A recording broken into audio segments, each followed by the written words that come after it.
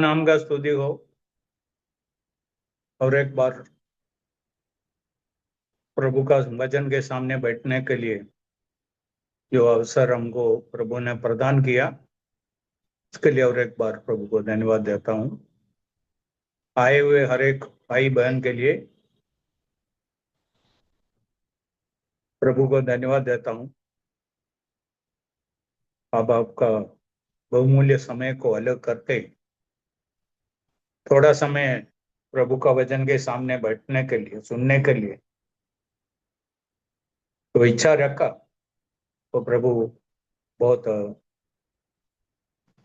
प्रतिफल दें आपको। पिछले हफ्ता हमने देखा प्रेरितों का काम 11वां अध्याय उसका 19वां कलम से लेके अंत्योक्या में कैसा सुवार्ता पहुंच गए और उधर एक मंडली का स्थापना कैसा हुआ। आज हम देखने वाले हैं, ये मंडली एक आदर्श रूपी मंडली है। It's an exemplary church, A model church. प्रेरितों का काम 2 अध्याय में नया नियम का मंडली को कैसा पहचानना है। प्रेरितों का काम 2 अध्याय 40, 41, 42 ये 3 कलमों के अंदर ये नया नियम का एक मंडली को कैसा पहचानना है, उस मंडली में क्या क्या होना है, इसके बारे में उधर हम पढ़ते हैं। आज हम ये प्रेरितों का काम 11वां अध्याय 19 से लेके पूरा मनन करेंगे। पिछले हफ्ता हमने पढ़ा है, इसलिए आज नहीं पढ़ेंगे। इस मंडली का कुछ खूबियां मैं आपके सामने रखना चाहता हूं। इन पदों से हम कुछ खूबियां देख सकते हैं। और 20वां कलम में लिखा है, परंतु उनमें से कुछ साइप्रस को साइप्रस वासी और कुरेने थे, जो अंत्योक्या में आकर यूनानियों को भी प्रभु यीशु के सुसमाचार की बातें सुनाने लगे। पहला बात मैं बताना चाहता हूं, सुवार्ता सुना हुआ एक मंडली था। It was a church which heard the gospel. उन लोगों का सूरत सुवार्ता से ही हुआ। और इधर हम एक बात हमारा मंडलियों को मुड़ के देख के पूछना है, आपका मंडली में सुवार्ता सुनाता है क्या? सुवार्ता क्या है? हम ऐसा पढ़ते हैं बाइबल नया नियम खोलते समय में, यूएन मत्ती रचित सुसमाचार सुवार्ता, हम ऐसा पढ़ते हैं। सुवार्ता का अर्थ यह है अच्छा वार्ता। यदि सुवार्ता समझना है तो हमको उसका विपरीत शब्द क्या है समझना है। बैड न्यूज अच्छा वार्ता नहीं है, दुर्वार्ता है। अभी देख लो, बहुत जगहों में हमको ऐसा ये दोनों मिल सकता है। अच्छा वार्ता मिल सकता है, दुर्वार्ता मिल सकता है। बीमार है, दुर्वार्ता है। सही समय पर डॉक्टर मिला, इलाज मिला, दवा मिला, अच्छा वार्ता है। लोग भूखे बैठा है, ये दुर्वार्ता है। और उनको अच्छा खाना लेके आया, ये सुवार्ता है। नाव डूब रहा है, ये दुर्वार्ता है। लाइफ बोट, बचाने वाला बोट उतार दिया, बचाने के लिए लोग आया। ये सुवार्ता है। इसी प्रकार इस दुनिया सुना हुआ अच्छे से अच्छा सुवार्ता यह है, एक पापी मनुष्य को पाप से मुक्ति पा सकता है। मुक्तिदाता इधर आया, मुक्ति का रास्ता तैयार किया, बचाने वाला आया। अभी एक पापी को बच सकता है, नाश में जाने का जरूरत नहीं है, नरक में जाने का जरूरत नहीं है। विश्वास करके, यीशु को स्वीकार करके, उद्धार पाके अनंत काल का नाश से बच सकता है, स्वर्ग जा सकता है। ये है सुवार्ता। दुर्वार्ता क्या है? इसका ऑपोजिट है। पापी मनुष्य को पवित्र ईश्वर योग्य सजा देने वाला है। कोई पापी पवित्र ईश्वर न्यायी ईश्वर के हाथों से बचाएगा नहीं। यह है दुर्वार्ता। यदि सुवार्ता बराबर समझना है तो उसका ऑपोजिट क्या है, विपरीत क्या है, हमको समझना है। चलिए मैं एक बात और पूछना चाहता हूं। आप जो मंडली के साथ जोड़ा है, उधर ये सुवार्ता आपको सुनाया है क्या? आप ये सुवार्ता बराबर समझा है क्या? ये है पहला बात। ये मंडली उधर आए हुए विश्वासियों के द्वारा सुवार्ता सुनाया हुआ एक मंडली था, पहला बात है। दूसरा क्या है, 21वां कलम में हम पढ़ते हैं, प्रभु का हाथ उन पर था और बहुत लोग विश्वास करके प्रभु की ओर फिरे, सुवार्ता को अंगीकार किया, सुवार्ता को स्वीकार किया, सुवार्ता को विश्वास किया। अभी इधर एक बात आपको समझना है, विशेष करके क्रिश्चियन लोग, कोई भी चर्च का हो, यीशु के बारे में 6 बातें मानते हैं। क्या क्या मानते हैं? यीशु इस जगत में आया, पवित्र जीवन जिया, पापियों के लिए पुनरुत्थान हुआ, स्वर्ग में वापस गया, एक दिन वापस आने वाला है। ये जानकारी है। यीशु कौन है, यीशु क्या किया, यीशु कैसा दूसरे लोगों से अलग है, ये सुनने से, जानने से, इसको विश्वास करने से कोई स्वर्ग में नहीं जाए। इसको हम बोल सकते हैं बुद्धि का विश्वास। पहले उद्धार के लिए विश्वास करने से पहले बुद्धि से विश्वास करना है। ये सब क्या है? ये सुवार्ता का क्या जरूरत है? ये बचाने वाला कौन है? ये बचाने वाला दूसरों से कैसा अलग है? सच में यही बचाने वाला है। ये एक व्यक्ति को बराबर समझना है। समझने के बाद अपना जीवन इस व्यक्ति के हाथों में देना है और इस व्यक्ति को जीवन में मुक्तिदाता के रूप में स्वीकार करना है, तब हमारा उद्धार होता है। इसलिए इधर का लोग क्या किया, पहले सुवार्ता बराबर सुना, बाद में उस सुवार्ता को विश्वास किया, स्वीकार किया। अभी नामधारी क्रिश्चियन लोगों का तकलीफ क्या है? उन लोग ये सब जानते हैं, यीशु के बारे में जानकारी है, तो तकलीफ क्या है? बराबर समझ के, समझदार होने के बाद मुझको इस यीशु का क्या जरूरत है, इस यीशु को मैं स्वीकार करूंगा तो मुझको क्या मिलेगा, स्वीकार नहीं करेगा तो क्या होगा, ये सब समझने के बाद अपना जीवन प्रभु के हाथों में सौंप देते। मैं बार बार ये बोलता हूं, क्रूस का दोनों छोरों में क्या फर्क है? दोनों नजदीक से यीशु को देखा,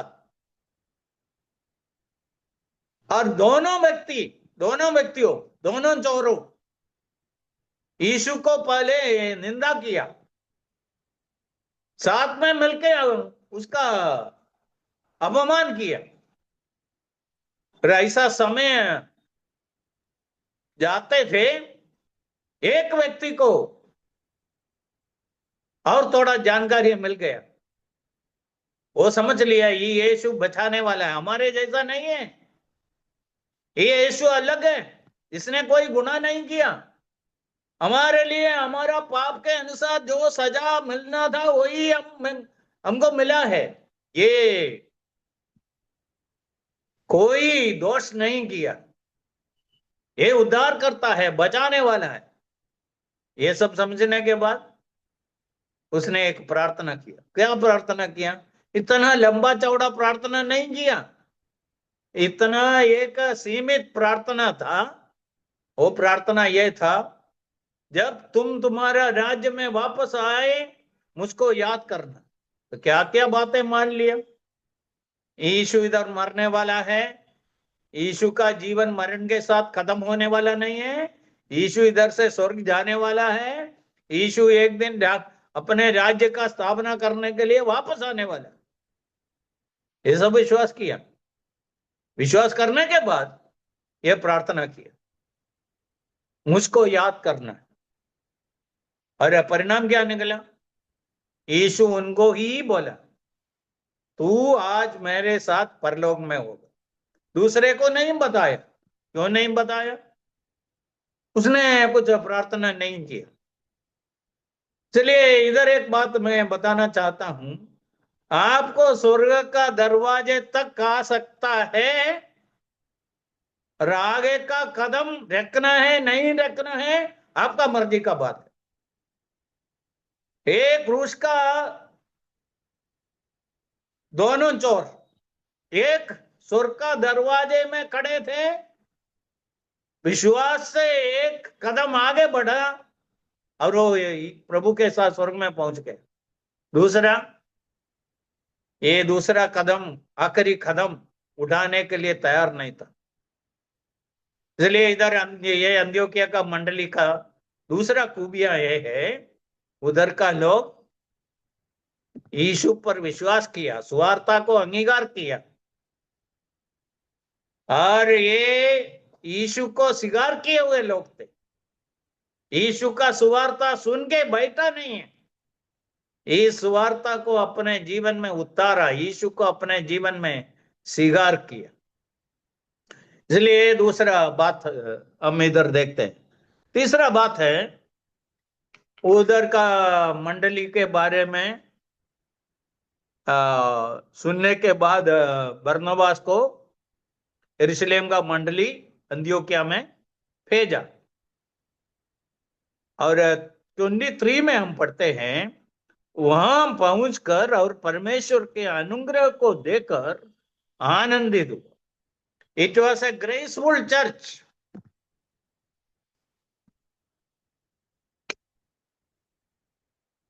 अनुग्रह से भरा हुआ एक चर्च था। इसका अर्थ क्या है?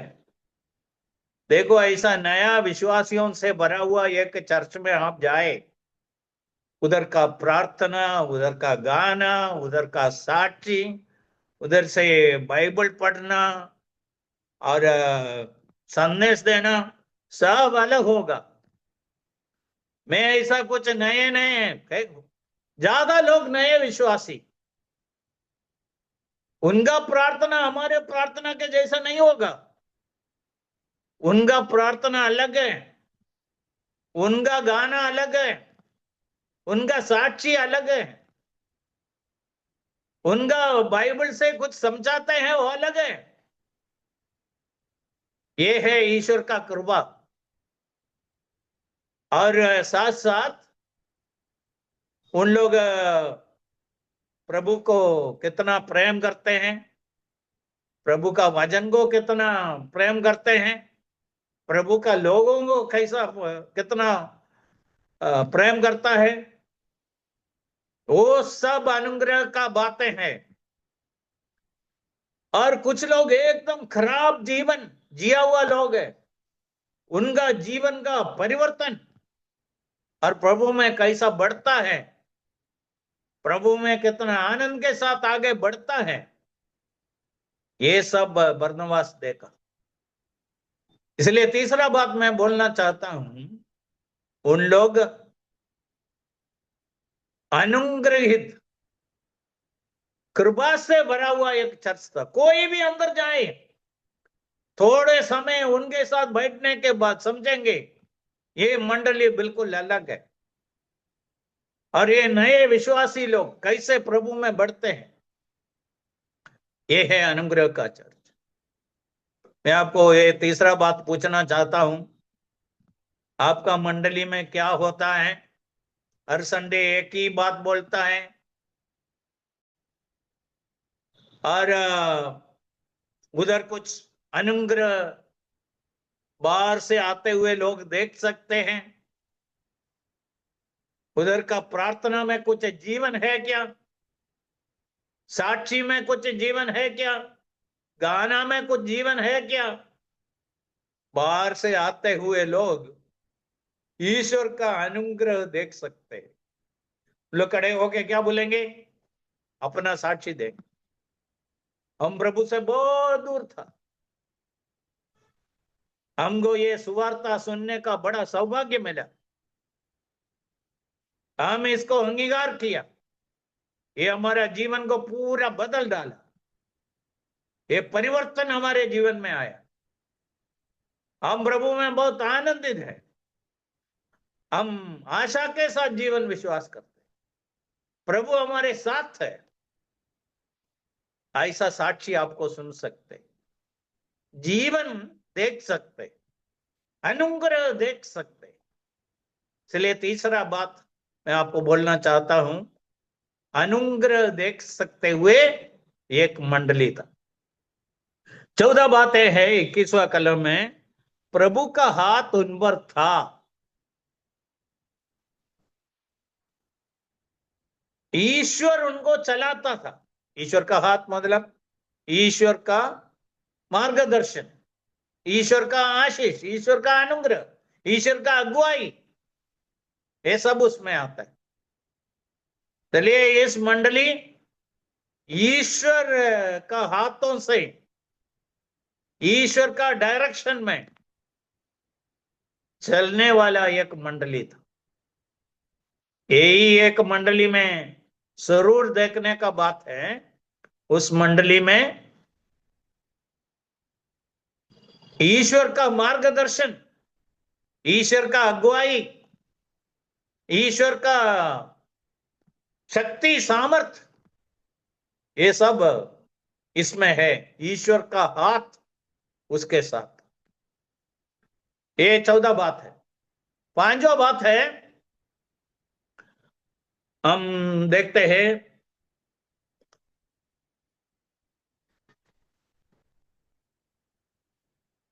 21वां कलम मंगा,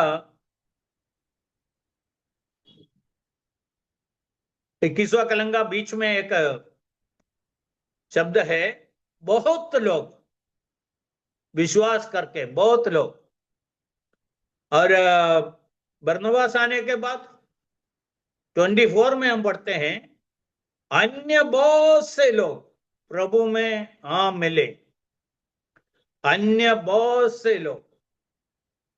26 का आखिरी में हम पढ़ते हैं, और बहुत लोगों को उपदेश देते रहे। It was a growing church, बढ़ने वाला मंडली है।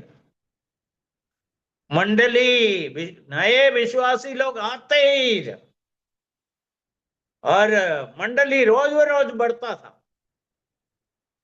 इधर अंत्योक्या का मंडली,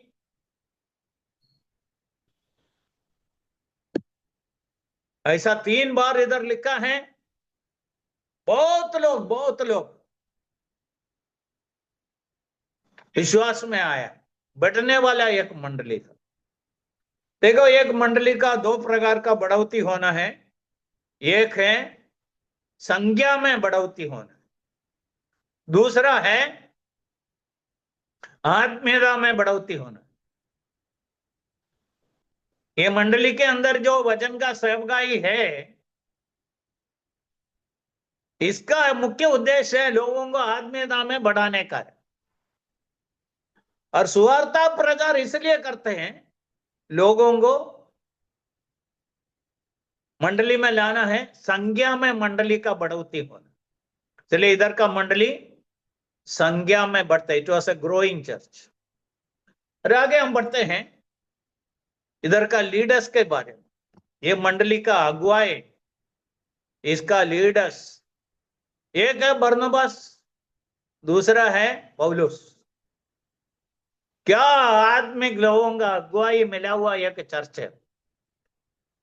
ये दो जन के बारे में आज हम ज्यादा पढ़ने वाला नहीं है, पिछले हफ्ता मैंने कुछ दिखाया। बरनबास कैसा आत्मिक व्यक्ति था,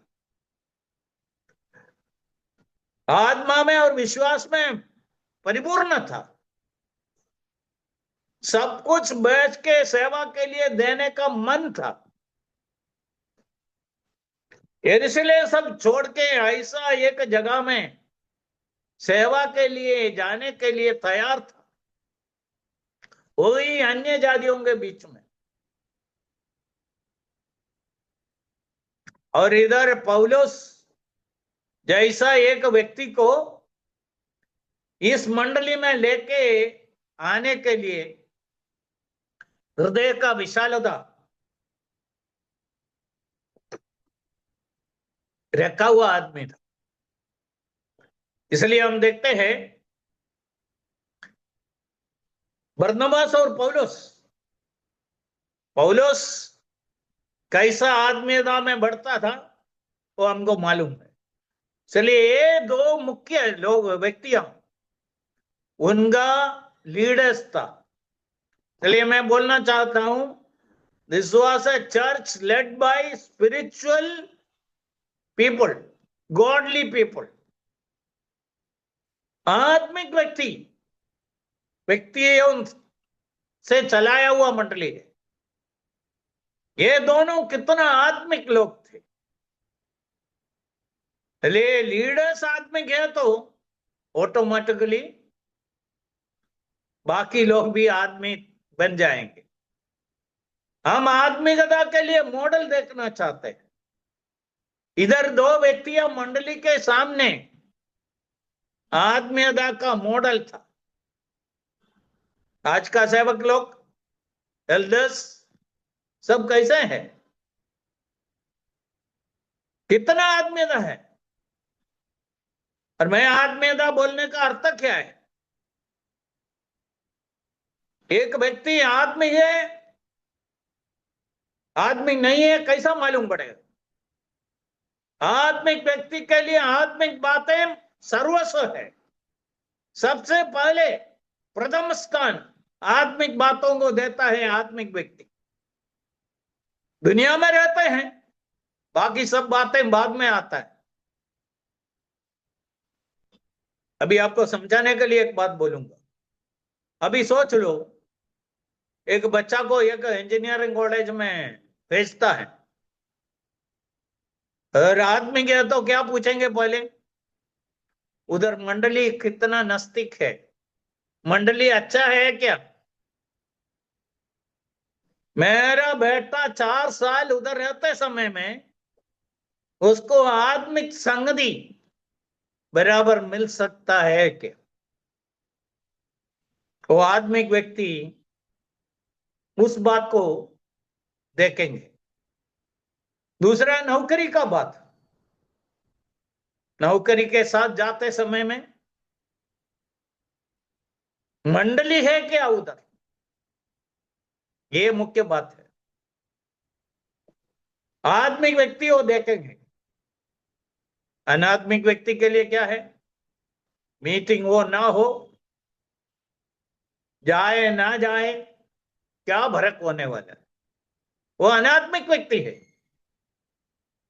उसके लिए बहुत प्रतिका बातें मुख्य है, पढ़ाई मुख्य है, पैसा मुख्य है, नौकरी मुख्य है। मैं ऐसा नहीं बोलता हूं ये सब मुख्य नहीं है। आत्मिक व्यक्ति के लिए पहला स्थान आत्मिक बातें हैं, ये है आत्मिक। ऐसा आत्मिक लोग मंडली को चलाना है। आज का सारा गड़बड़ियों का कारण अनात्मिक व्यक्तियों मंडलियों को चलाता है। ऐसा बहुत लोग मेरे पास आके बात किया है, हमारा पास्टर इतना अनात्मिक है, उसको बाइबल का कुछ जानकारी नहीं है, ईश्वर का कुछ भय नहीं है। ऐसा बहुत लोग आके बोला है। इसलिए अंत्योक्या का मंडली का लीडर्स आत्मिक लोग था। Godly man led this church. आत्मिक लोग ये मंडली को चलाया। चलिए, ये एक मुख्य जरूरत है वर्तमान में। बहुत जगह में आत्मिक लोग नहीं है, उन लोग बैठ के दुनिया की बातें करने वाले हैं। इधर कैसा धनी बन जाना है, इधर कैसा पैसा बनाना है, इसके बारे में। इसका मतलब ये नहीं है हमको पैसा नहीं चाहिए, हमको अच्छा नौकरी नहीं चाहिए। हमारे लिए पैसा हो, नौकरी हो, पढ़ाई हो, सब कुछ बाद में, वो प्रभु देखेंगे। यीशु ने क्या सिखाया?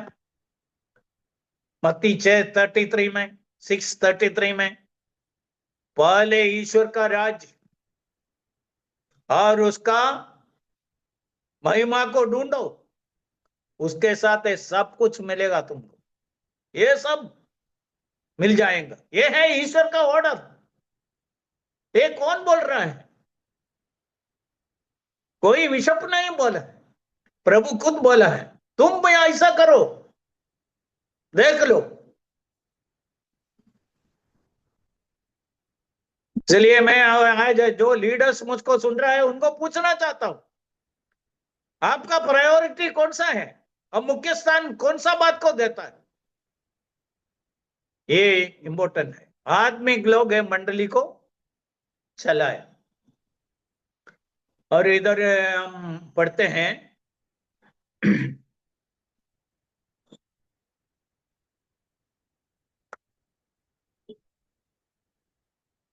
26 का 26 का आखिरी में, चेले सबसे पहले अंत्योक्या में ही मसीह कहलाया। इसका अर्थ क्या है? अंत्योक्या वासियों ने यह मंडली को पहचाना। इधर मैं एक शब्द उपयोग करना चाहता हूं, it was a glowing church. चमकने वाला मंडली था। इधर ऐसा एक झुंड है, एक मंडली है, इन लोग यीशु को मानते हैं, यीशु पर विश्वास किए हुए लोग हैं, बाकी लोगों से अलग है। इनको उधर का अंत्योक्या वासियों ने पहचान। ऐसा पहचानने के लिए क्या करना है? उनके सामने एक समर्पित जीवन जीना है। परिणाम क्या निकला? उधर से एक अच्छा नाम मिल गया, एक अर्थपूर्ण नाम। और शब्द क्या है? क्रिश्चियंस। ये मलयालम शब्द मुझको बहुत अच्छा लगता है, क्रिस्तियानी। इसका अर्थ क्या है? क्रिस्त का अनुयायी, क्रिस्त का चेले, क्रिस्त के पीछे चलने वाले, ये है उसका अर्थ। ये कैसा हुआ? उनके सामने एक समर्पित साक्षी रूपी जीवन जिया, इसलिए उन लोग ये नाम उधर दे दिया, उनको एक नया नाम मिल गया। So it was a glowing church. चमकने वाला मंडली था, साक्षी रूपी समर्पित जीवन जीने के कारण उनको लोग पहचाना। उधर का स्थानिक लोग उनको पहचाना, उनका ही लोग था। बहुत लोग एक दूसरे को जानता है, जब अलग हो गया, इनका जीवन को देखा, समझ लिया ये क्रिस्त के पीछे चलता है। ओके, आगे हम देखते हैं। यरूशलेम में बहुत बड़ा अकाल हुआ, ये समाचार इन लोगों को मिला। और 29 में हम पढ़ते हैं, तब चेलों ने निर्णय किया कि हर एक अपनी अपनी पूंजी के अनुसार यहूदिया में रहने वाले भाइयों की सहायता के लिए कुछ भेजे। और उन्होंने ऐसा ही किया। बरनबास और शाऊल के हाथ में प्राचीनों के पास कुछ भेज दिया। It was a giving church. समझना है, मंडली नया नया मंडली है, दूसरे मंडलियों के साथ उनका संबंध को बताता है। जब सुना यहूदिया का मंडली में अकाल के कारण लोग परेशान हैं, उनको खाना पीने के लिए कुछ नहीं है, क्या किया? सब लोग अपना अपना पूंजी के अनुसार, अकॉर्डिंग टू हिज एबिलिटी, उनका मदद करने के लिए आगे आया। तो इधर एक शब्द मैं बोलना चाहता हूं, देने वाला मंडली था। It was a giving church, देने का मन। और ये भी एक मंडली का एक खूबियां है, एक खासियत है। ये मंडली बाहर का लोगों के लिए, दूर रहने वाले, शायद इनमें से बहुतों को देखा भी नहीं है, खाली सुना है, उस जगह में मदद के लिए खड़े हो गए। इसलिए ये मंडली देने वाला मंडली था।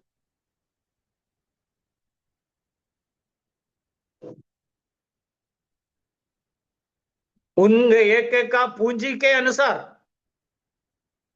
According to each one's capacity, ability, देने के लिए तैयार था। पहले मैं बार बार आंध्रा जाता था, उधर का विश्वासी लोग बहुत गरीब है, उस समय बहुत ज्यादा गरीब था। और उधर का लोग इतना मामूली रकम मुझको देता था गिफ्ट में, 10 रुपया हो गए, 20 रुपया ऐसा देता था। कभी कभी मुझको वो लेने के लिए थोड़ा दुख होता था, क्योंकि उन लोग बहुत गरीब है, बहुत गरीब है, फिर भी देने के लिए मन था। अरे उधर का दास जिन्होंने मुझको बुलाया था, मेरे लिए मीटिंग अरेंज किया, उन्होंने बोला ये मना नहीं करने का, उनको बहुत दुख दुख लगेगा, इसलिए मना नहीं करना, ले लेने का। ले करने का मतलब है उसका पूंजी के अनुसार, उसका कैपेसिटी के अनुसार देने के लिए तैयार था। ऐसा देने वाले सारे विश्वासियों के लिए मैं प्रभु को धन्यवाद देता हूं। उनका सैलरी का एक हिस्सा प्रभु के लिए अलग रखते हैं, ये सीखने का है। ऐसा कुछ दूसरे लोगों का मदद के लिए कुछ इकट्ठा करते हैं, आपको भी इसमें एक हिस्सा होना है। ये एक अच्छा दृष्टांत है, ये मंडली हमको देता है। आखिरी बात है, इसमें हम बाद में आने वाले हैं, पर मैं 13वां अध्याय से और एक बात बोल के इस संदेश को समाप्त करना चाहता हूं। इसका 13वां अध्याय का दूसरा कलम में लिखा है, जब उपवास सहित प्रभु की उपासना कर रहे थे तो पवित्र आत्मा ने कहा, मेरे लिए बरनबास और शाऊल को उस काम के लिए अलग करो जिसके लिए मैंने उन्हें बुलाया है। तब उन्होंने उपवास और प्रार्थना करके और उन पर हाथ रखकर उन्हें विदा दिया। वे पवित्र आत्मा के भेजे हुए, पवित्र आत्मा के भेजे हुए। इसलिए इधर मंडली भेजने वाला मंडली था, अन्य देशों में सुवार्ता पहुंचाने के लिए अपना लीडर्स को भेजने के लिए तैयार हो गया। और उन लोग बोल सकता था, ठीक है, दूसरे 2 जन को हम भेजेंगे, 2 के बदले में 4 को भेजेंगे, रे बरनबास और पौलुस हमारे साथ रहना है, ऐसा बोल सकता था। लीडर्स को भेजने के लिए तैयार हुआ। इसे हमको कुछ आत्मिक नुकसान होगा, फिर भी ये सुवार्ता दूसरा देशों में पहुंचाना है। यदि ये सुवार्ता हमारे पास नहीं आया तो हमारा हालत क्या होता था? अभी ये सुवार्ता हमारा जीवन को कैसा बदल डाला। इस सुवार्ता दूसरे लोगों को भी आशीष का कारण बनना है, इसके लिए हम भेजने के लिए तैयार हैं। भारत में आए हुए सारे मिशनरियों के लिए मैं ईश्वर को धन्यवाद देता हूं। इंग्लैंड से दुनिया के अलग अलग कोने में गया हुआ सारे मिशनरियों के लिए धन्यवाद, ईश्वर को धन्यवाद देता हूं। उन लोग ये सुवार्ता दूसरों को पहुंचाने के लिए तैयार हो गए। इनके पीछे जितना खर्चा था, उन लोग जो मंडली के साथ जुड़ा था, वो मंडली उठाने के लिए तैयार हुआ। ये सब क्या बताता है? दूसरों के बारे में इस मंडली को बोझ था। हर एक स्थानिक मंडली दूसरों के लिए एक बोझ वाला मंडली होना है। सुवार्ता इधर से दूसरा जगह में पहुंचाना। अभी देख लिया ये मंडली हमारे लिए कैसा एक आदर्श रूपी मंडली। ये मंडली के बारे में मैं 8-9 गुण बताया। आप आपका मंडली के साथ तुलना करके देख लो, आपका मंडली कैसा है, आपका मंडली से ये सब काम हो रहा है क्या?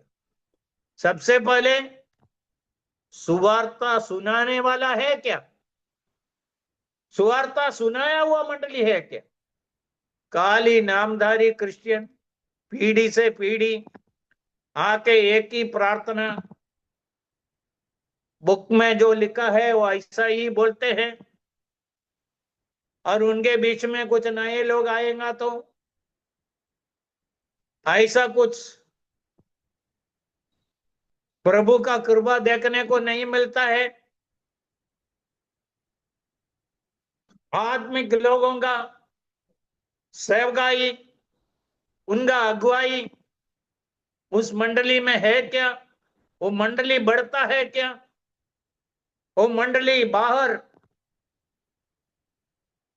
अच्छा साक्षी देता है क्या? ये सब हम देखने का बात है, और केवल देखे बैठने का नहीं है। इधर मैं बोला हुआ ये बातें नहीं है तो ये आपका मंडली में भी होने के लिए प्रार्थना करना। कैसा अंत्योक्या का मंडली था, वैसा एक मंडली हमारा मंडली भी हो जाए, ये हमारा प्रार्थना और इच्छा होना। आज मैं इधर समाप्त करना चाहता हूं, और ये जो बातें, ये 9 बातें मैंने बोला, ये आपके याद में रहे। ये बाइबल के अंदर, नया नियम के अंदर सबसे उदाहरण रूपी मंडली है ये मंडली। This is the model church. दूसरे अध्याय में हमने क्या देखा? नया नियम का एक मंडली को कैसा पहचानने का, उपदेश में कैसा देखने का है। इधर एक मंडली को हम देखते हैं, एक मंडली, एक आदर्श रूपी मंडली बनना है। उस मंडली कैसा होना है, उस मंडली में क्या क्या होना है। चलिए अंत्योक्या का मंडली के लिए नहीं, यदि उधर से ये सुवार्ता सारे जगह में नहीं गया, दूसरे बहुत मंडलियों का स्थापना नहीं होता था, यदि ऐसा मंडली नहीं हुआ तो ये पत्रियां लिख नहीं सकता था। ये पत्रियां लिखा नहीं है तो हमको बहुत बड़ा नुकसान होता था। इसलिए अंत्योक्या मंडली बाहर सुवार्ता का काम के लिए अपने लीडर्स को भेजने के लिए तैयार हुआ। उनके द्वारा दूसरा मंडलियों का स्थापना हुआ। कोरिन्थ का मंडली हो, गलातिया का मंडली हो, एफेसुस का मंडली हो, फिलिपिया का मंडली हो, कोलोसिया का मंडली हो, ये सब इधर से शुरू हो गया। और ऐसा मंडलियों को पौलुस ने बाद में पत्रियां लिखा। 2000 साल से ये पत्रियां हमें कितना अच्छे बातें सिखाते हैं। एक आत्मिक व्यक्ति कैसा जीना है, एक मंडली जगत में क्या क्या कर सकता है, इसके बारे में सब हमको जानकारी मिलता है। इसका मुख्य मंडली अंत्योक्या का मंडली, और अंत्योक्या में सुवार्ता आया, उस सुवार्ता उन लोग स्वीकार किया। बाद में उस सुवार्ता उस मंडली दूसरे देशों में पहुंचाने के लिए तैयार हुआ।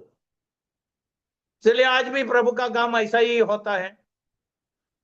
एक जगह में सुवार्ता पहुंचता है, उधर से कुछ लोग विश्वास करते हैं, एक नया मंडली उधर स्थापित हो जाता है।